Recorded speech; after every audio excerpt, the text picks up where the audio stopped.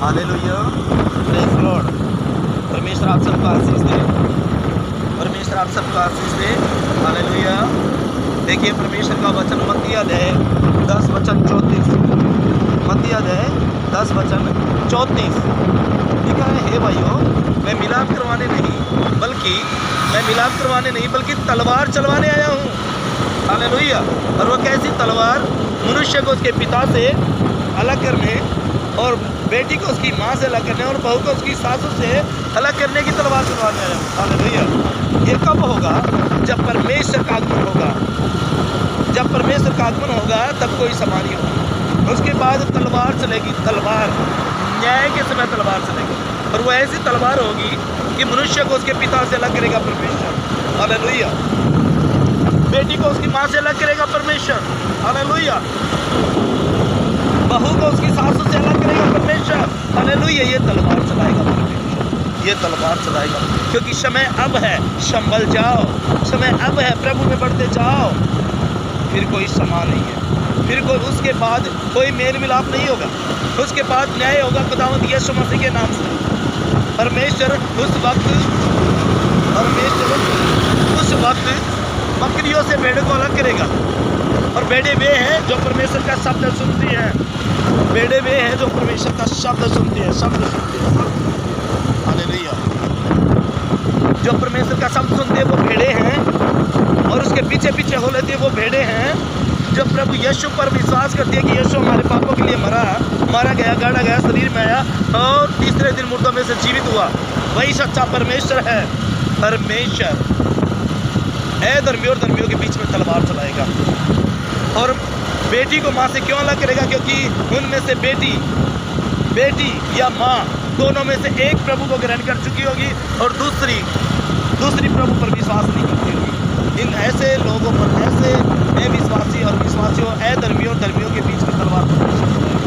Hallelujah, hallelujah. ऐसा मनुष्य और ऐसा बाप जिनमें से एक व्यक्ति परमेश्वर को ग्रहण कर चुका है, एक व्यक्ति की यीशु को अपना उद्धारकर्ता ईश्वर मान चुका है, और एक व्यक्ति बाप या बेटा दोनों में से एक नहीं मानता है, तो न्याय के सिंहासन पर जब परमेश्वर बैठेगा तब परमेश्वर तलवार चलाएगा। तब मिलाप का कोई समय नहीं होगा, अब तलवार चलवाने का समय होगा।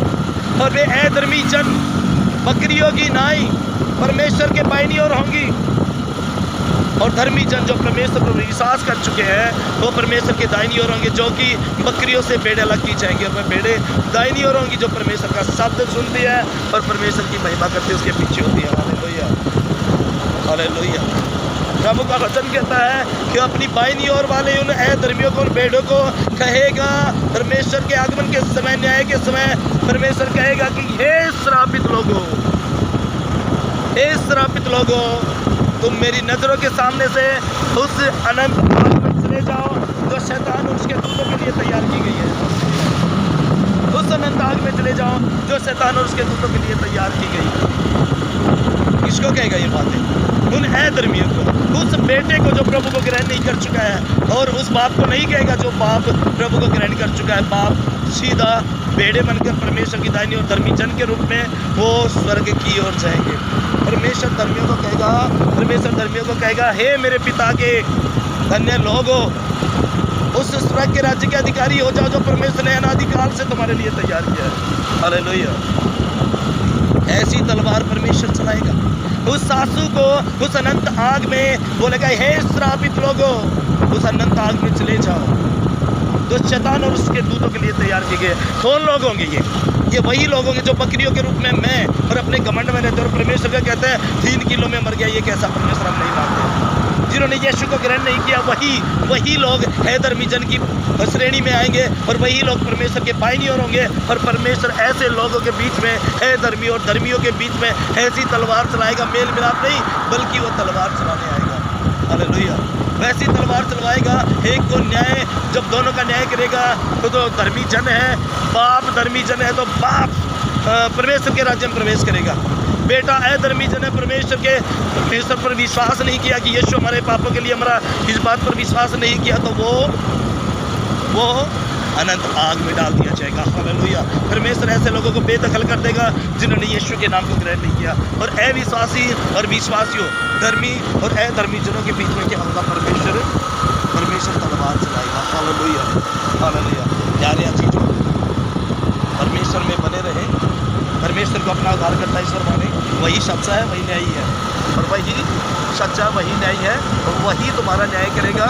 और वो बकरियों को भेड़ों से अलग करेगा, और वो अधर्मियों को धर्मी जन से अलग करेगा।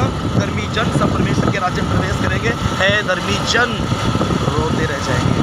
और उनको परमेश्वर कहेगा, ऐ श्रापित लोगों, उस अनंत आग में चले जाओ, शैतान और जो उसके दूतों के लिए तैयार की गई थी। सब रोएंगे, छातियाँ पीटेंगे, दिल मिलाएंगे, लेकिन परमेश्वर स्वर्ग के राज्य से उनको बेदखल कर देगा। हालेलुया। परमेश्वर आप सबको आशीष दे। इसलिए परमेश्वर ऐसी तलवार चलाएगा कि मनुष्य को उसके पिता से अलग करेगा। मनुष्य और उसके पिता में से एक धर्मी जन होगा और एक अधर्मी जन होगा। एक प्रभु पर विश्वास करता होगा, एक मूर्ति पूजक होगा। हालेलुया। माँ को बेटी से अलग करेगा।